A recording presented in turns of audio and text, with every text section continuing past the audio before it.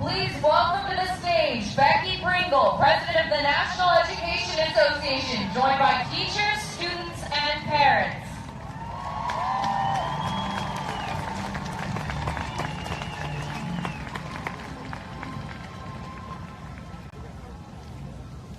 The view from up here is magnificent. We are joined by educators and students who have come together with you to lift up our voices. I had my sister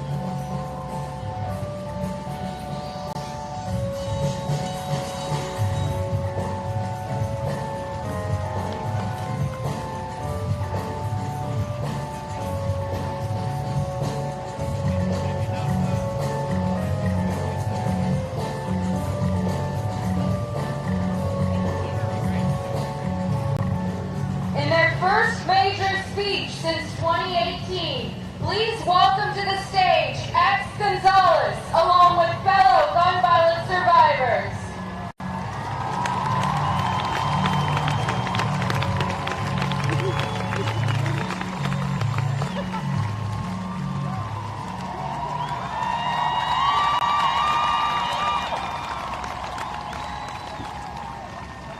Hi everybody.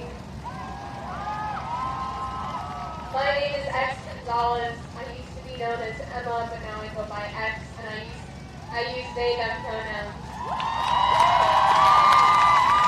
Happy Pride.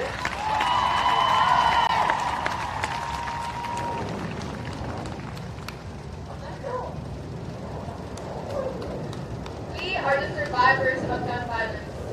From Columbine, Sandy Hook, Buffalo, Uvalde, Oxford, Michigan, Parkland, Florida, DC, Chicago, and everywhere across this country. What I say here today is mostly directed at Congress. I've spent these past 4 years doing my best to keep my rage in check, to keep my profanity at a minimum so that everyone can understand and appreciate the arguments I'm trying to make, but I have reached my fucking limit! I am not going to hold myself back anymore for the sake of somebody else's fragile ego. If you can't hear what I'm saying through the anger that I only have because of your inaction, that's a you problem. We are being murdered. Cursing will not rob us of our innocence. You say that you will bend over backwards to protect children in schools, but pour money into the gun industry and give firearms to our teachers and staff members instead of giving them the money for pencils and paper. You say that you want to protect children, but as soon as it's about Black lives, you're all for tear gassing, protesting children in the streets and ignoring the people who drive their cars into crowds of us. You say that queer and trans identities are immoral for children, but somehow conversations about what to do when a white supremacist terrorist inevitably tries to kill us are moral. You say that children are the future and you never fucking listen to what we say once we're old enough to disagree with you, you decaying degenerates. You really want to protect children? Have the fucking gun on! This is not an issue of mass shootings and schools. This is a problem everywhere in this country. Believing that school shootings are the only form of gun violence that needs to be eradicated is rooted in racism and classism. Putting police in schools will only protect children. Putting police in schools to protect children only swells the school to prison pipeline, which mainly affects Black and brown children. And fully ignores the dangers of gun violence outside of school. How many ways can we say it? Gun violence does not discriminate. It happens everywhere and all the time.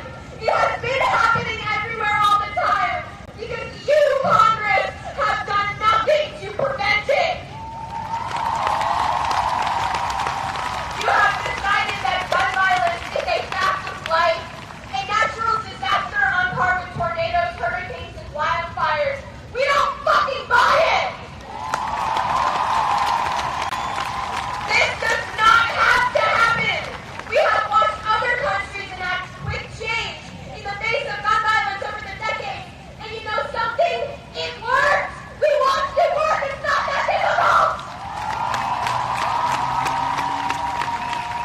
If you are a congressperson who thinks that we cannot pass gun laws in this country because it's against the Constitution and America is a place for freedom, I bet you inject disinfectant. I was trying not to curse at the time I wrote this. Change some swear words for insults. We are living living in a country with a backsliding and flawed democracy. And while you think that this is the founding fathers' dream come true, you've actually aided and abetted an ever-growing American nightmare that plagues everyone currently alive. Our government can't keep its hands off women's bodies. The poor and homeless are systematically rejected from society as the rich get unbelievably richer. Refugees are subject to racist attacks, and white supremacist terrorist insurrection almost killed a lot of you in office currently. Did you fucking forget that? If any of this had happened in another country, you would have used it as an excuse to colonize and drop bombs. But when it happens here, you replicate it and maintain. You think we don't see that? You want to be helpful? You want to make this world a better place, Congress? There's one thing that you in office can take away from this speech is pass the fucking gun laws! How can we convince you that this is vital for our collective survival? Do you honestly think things are okay like this? Do you honestly think this is a good place to live? You might be wondering, Rex, I haven't heard from you much these past 4 years. What have you been doing? Why aren't you on Twitter? I've seen your colleagues around. The answer is very simple. You don't have anything nice to say, don't say it. Everything that I have said now is stuff that I've said before. I didn't want to add anything same old to the conversation when nothing has changed. I'm not going to clutter the timeline with my unhinged raving. My PTSD has me feeling suicidal thoughts that I managed to very positively turn towards anger instead, and that's what I'm doing here today.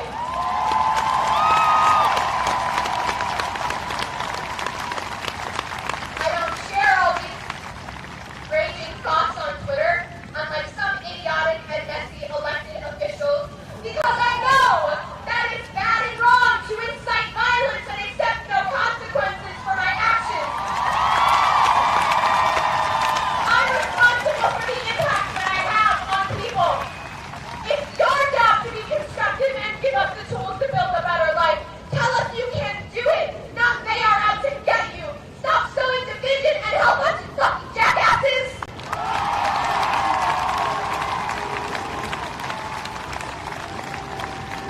Thanks to us, we've already got your biggest obstacle to passing gun laws out of the way. The NRA.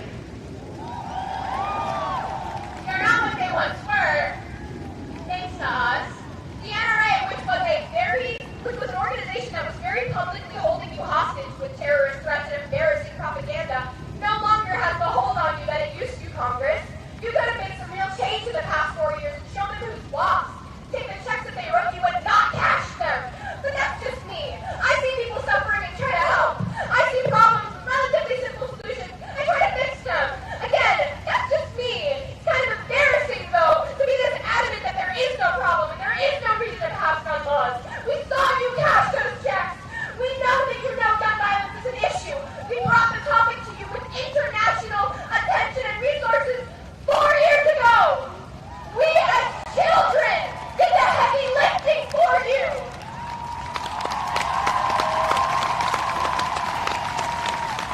At your age, not your shoe size, Congress.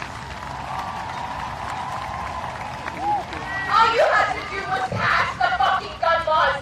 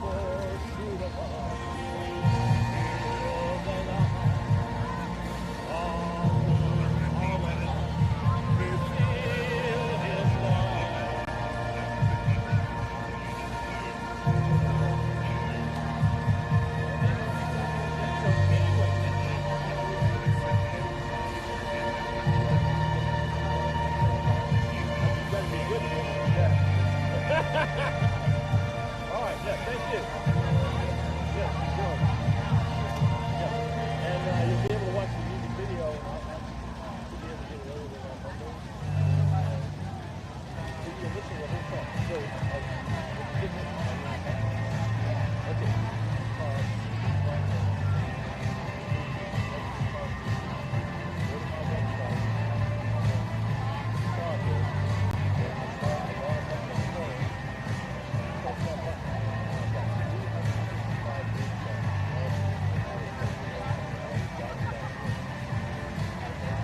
That's what it's for. Okay, enjoy. Bye now. Okay.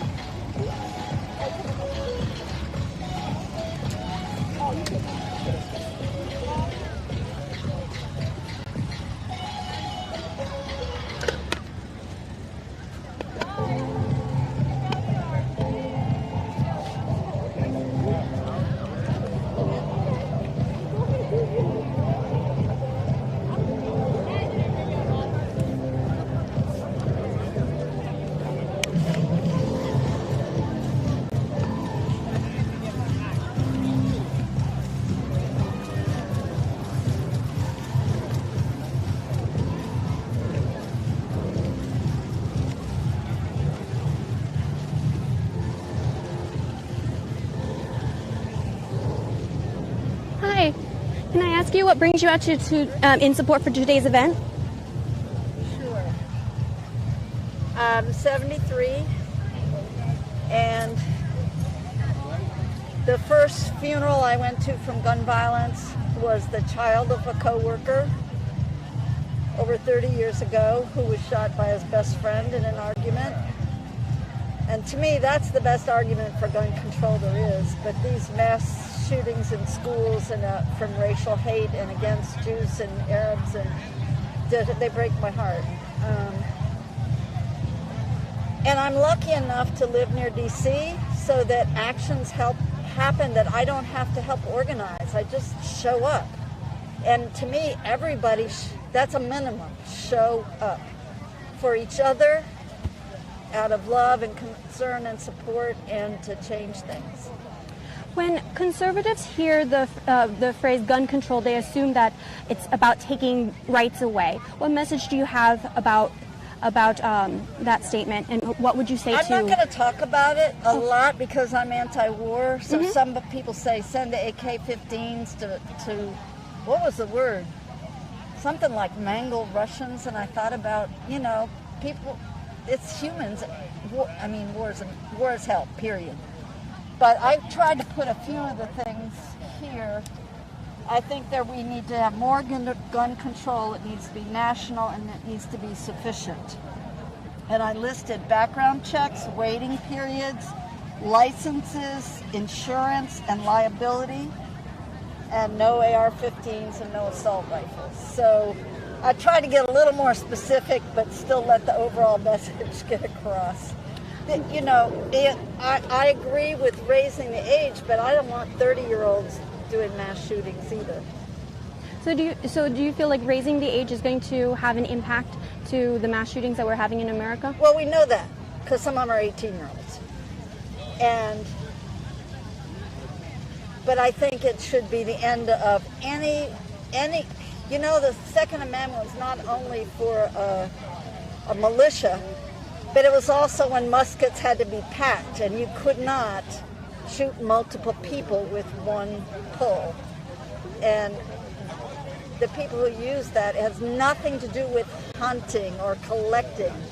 But anybody who wants to own a gun better keep it under lock and key and not loaded. And most people who have guns agree with that. And so responsible gun ownership. If you were going to have it, yeah. And I've known women, particularly lesbian couples, who have decided to train and own a gun, but I would be overpowered. And that my understanding is that by and large, having a gun in your home makes you more likely to get killed and not less. So that is not my answer. As a final question, what is the message that you have to the families that lost their children and loved ones in Uvalde?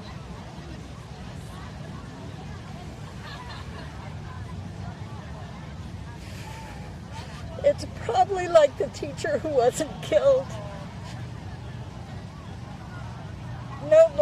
But maybe we should boycott all classrooms until they're safe. But I taught once for almost a year. It's hard work. But that teacher said he might never step in a classroom again, but he'd spend the rest of his life making sure those children didn't die of pain. And I was so glad that young lady who covered herself with blood to play dead came to talk to Congress. And with the pediatrician who grew up there and had to identify, you heal yourself and the country when you take action, especially if you take action in community, which is the only way to change things. And I don't mean they have to do that, but there's nobody that wasn't moved. Probably even Mitch McConnell and that ilk. But that's what we have to do. Kids and adults, Pulse, Buffalo, who are targeted, the only way to honor their lives is to make it better. And look, Australia had a mass shooting and they have virtually eliminated it. Anybody who says it's the best country in the world better help make it better.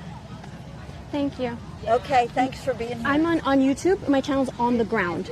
On the ground? On the ground. So okay. YouTube And I go On the by Ground Stu, which you can mention, that's fine. Okay. Where can people find you? Where can they find me? Oh, online? You said... No, your name's Stu.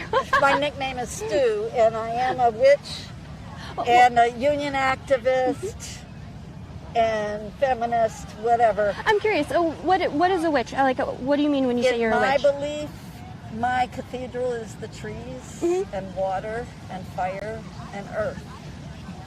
And I gather infrequently, but I gather with other people sometimes to honor the elements and set intentions, partly around ending racism and white supremacy. To me... Get good vibrations out into the air. Well, and accept them from there. and breathe and ground all the time, being open to the magic that's already there. Together. Community. Thank you, Stu. Have a good day. All right, you too. What am I looking on YouTube? On the ground. Oh, that's great. Yeah, on the ground with Tara. Okay.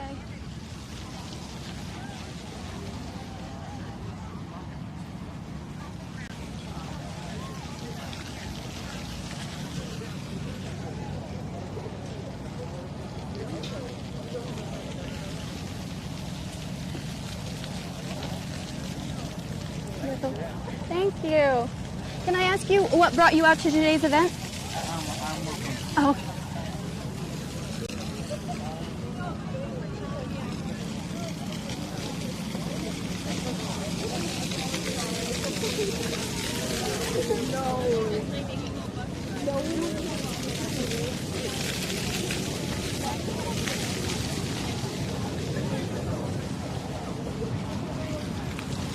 hi. Can I ask you a couple questions for my YouTube channel? The shirt, of course, March for Our Lives. But can you tell me how you feel about gun control and how do you think it's going to end school violence and gun violence in America? Well, it's important. One, my brother-in-law, Hayward Patterson, he was one of the victims shot in Buffalo, New York. A senseless crime, just shot me at a store. So gun violence is the end. You know, it needs to be the end because it's killing innocent lives, taking people that mean so much to so many of our loved ones. That could have been any of us in the store. Could be any of our children in school. I have 9 kids. We can't have that. We have to do something now. Action is required now. The concept of gun control is, among many issues, very divisive here in America. When conservatives hear the word gun control, they make the assumption that it's about taking freedoms away. What would you say to a conservative who feels that it's about taking freedoms away? I would say it's about giving freedom of life. That's what it's about. I have to go. Sorry. Thank you. Thank you. Hi. May I ask you what brought you to today's event? They just walked by. I don't know if you see the kids in the green shirts from Newtown, but that was the first time that, well, Columbine was the first time I was devastated by gun violence. I didn't know there were school shootings before that, but that was the first time I was rocked by Columbine, and just my heart ached for the kids at that high school. But then when Sandy Hook happened, my heart broke and I cried and wept. And I just thought for sure something would happen after that.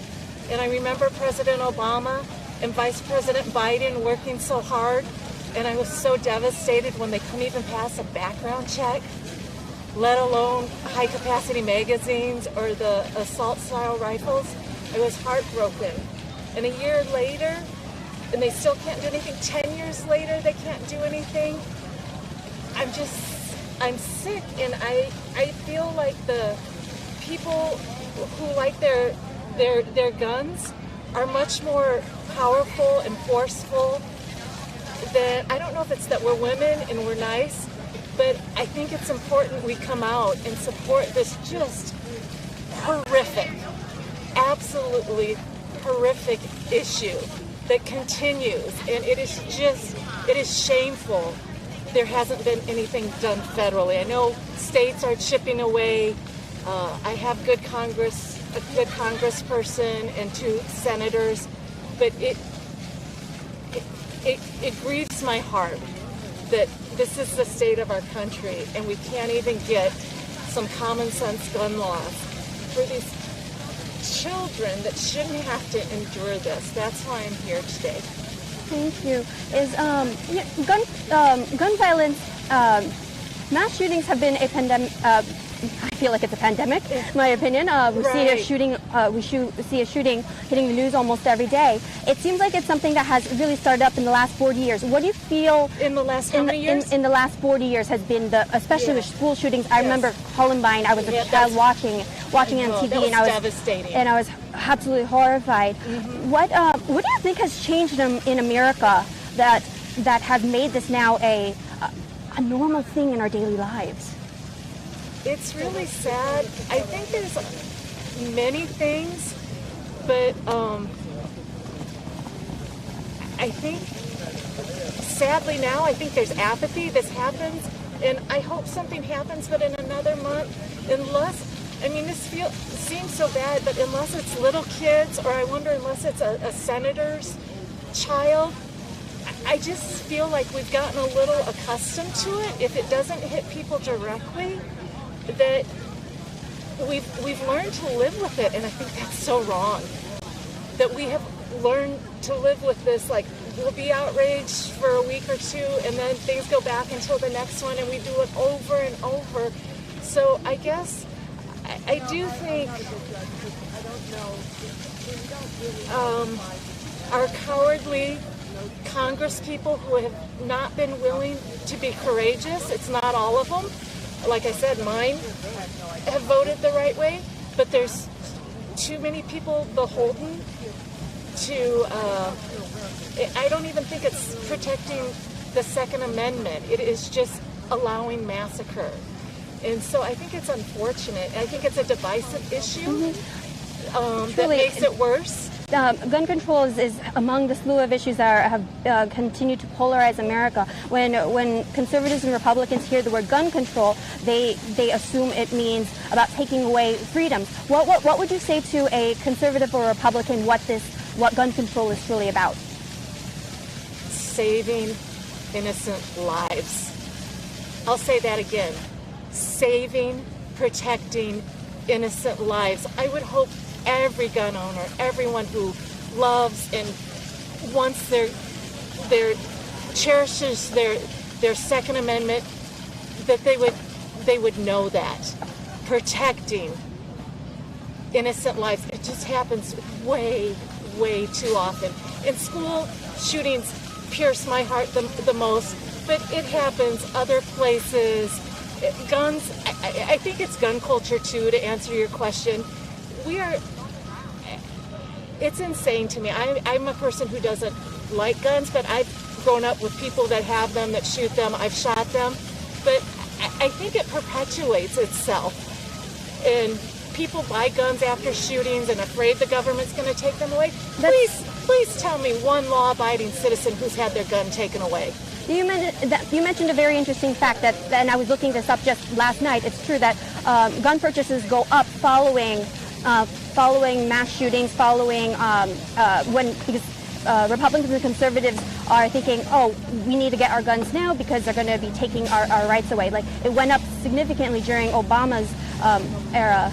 Absolutely. And he was so, I don't know what the right word is, misaligned, misconstrued his policy, but they just felt he was coming for their guns. That is not the truth. He's a constitutional lawyer. He understands the Second Amendment.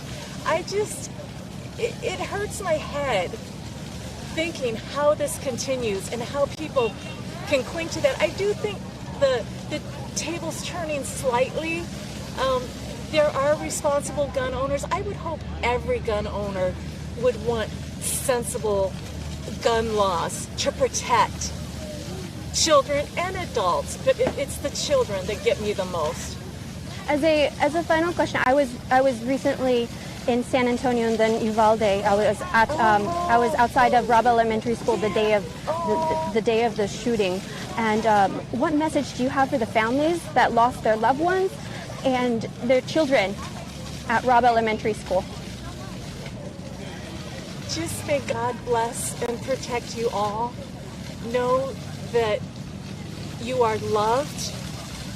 I hope that you can find some peace.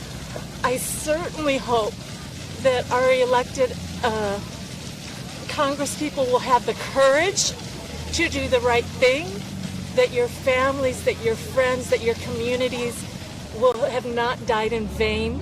I hope you are the last family that has to experience this horrible American phenomena of school shootings. But I wish you that you can sleep at night and that you will be comforted by others.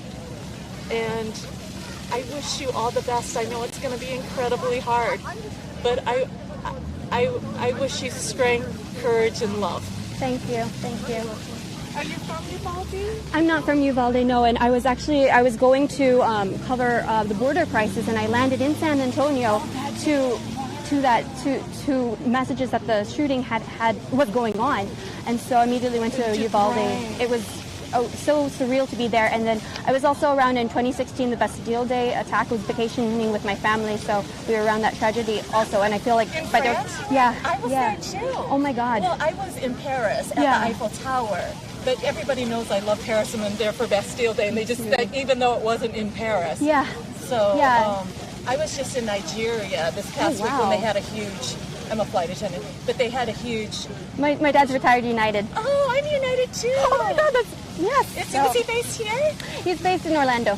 Yeah. So I've been able to you know, yeah, go we're around. so fortunate. Yes. But it is a curious thing, like people around, like I said, but other countries, I'm kind of embarrassed that they think, what's going on in America? Guns and racism. No, that's very true. My international friends are always telling me when they see the headlines, they're always like, I don't think I want to visit America. I feel like I might be shot going into a grocery store. So, with Buffalo, it's just every day it's something new. So I don't know what the solution is, but I don't know. My goal is to walk around and talk to people and see what the ideas are. Are you just doing it on your own? Yes. So my channel is on YouTube. It's On the Ground with Tara. So that's where you'll see that. Look and see if I see myself. But we already forget. We have Buffalo because that was recent, but Boulder happened not that long ago. Yeah. I have a friend whose friend worked there, but it's funny how we forget. And I don't know if you saw all the pictures that were up here. I forgot. My university, there were 5 people killed. How did I forget my own university? I remember when it happened, but it happens so often. Yeah.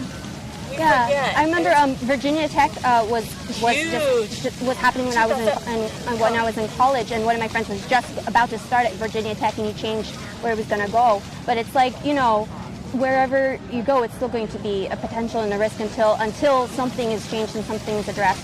So, but thank you so much for your time. So on the ground, yes. So I'm Tara Shapansky. Oh, can I take a picture? Yeah, absolutely. So, and then if you look up On the Ground with Tara on YouTube, you'll see it. Thank you so much. Thanks for talking and documenting.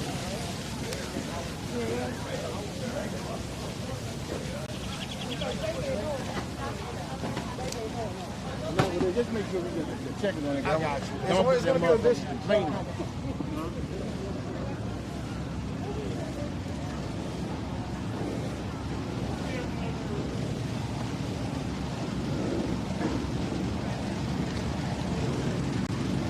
Hi, sir. Hi, sir. May I ask you questions about why you come out to support today's event? Thank you. First of all, what was your thought on the overall speakers, and then what? I missed it. I missed the whole thing. I didn't get here soon enough, but I wanted to support it anyway. I can see with your shirt, you're definitely in town to be supporting. Absolutely. Can you tell me about how gun control or violence related to shootings in America has impacted you, and why it has brought you here See today? if you follow this, okay? Colombia is the world's largest exporter of cocaine, so much so that it has affected their culture. Afghanistan is the world's largest exporter of heroin, so much so that it has affected their culture. The United States of America is the world's largest exporter of guns, so much so that it has affected our culture, and we need to do something about that. How do you feel? What are your ideas for some of the solutions in America? If it was up to me, they would background checks, red flag laws. They would ban. The average person couldn't own an assault weapon. I mean, the average person cannot own a sniper rifle. I think you have to have a different license to get that. And I think it should be that way for assault rifles too. It's just, that's a weapon of war. You should be able to be 18 years old and can't buy a pack of cigarettes and can't buy a beer, but you can buy an assault rifle with over 300 rounds of ammunition. That's stupidity. That's stupidity. That's just... As a final question, I was recently in Uvalde for the week following and covering the tragedy there. I'm going to be putting together a video of the messages that people have for the families that lost their children and loved ones. What message do you have to those families? God bless. We're doing all we can. Thank you, sir. My channel's On the Ground. I'm Tara. So, On the Ground with Tara on YouTube. Thank you. Hello. My channel's On the Ground. Yeah. What happened? That's the guy. He did the scare? Yeah, that's the guy. Yeah, I got a picture of him. I told him he's going to jail. He said, I know. That was Dude, stupid, terrible, because the stampede that could have caused, people that could have been injured. Can you? I'm on live right now. Could you recap and talk about what just happened and your experience with it? I'll hold it. Okay. I got it.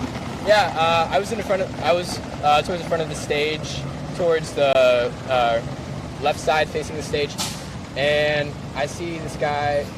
He starts rushing. I see people crowding around. He starts shouting stuff, and at first I thought he said, "I have a gun, and I was like, "Ooh, no!"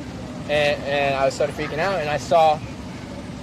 Then he threw something into the crowd, and I thought that was a bomb.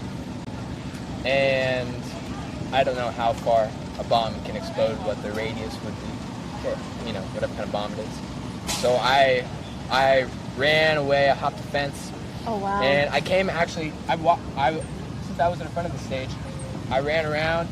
And I came just back to here because I didn't want to get too far away. I had a good spot in the crowd, if I'm being honest. And I didn't want to lose that, so I wanted to be nearby.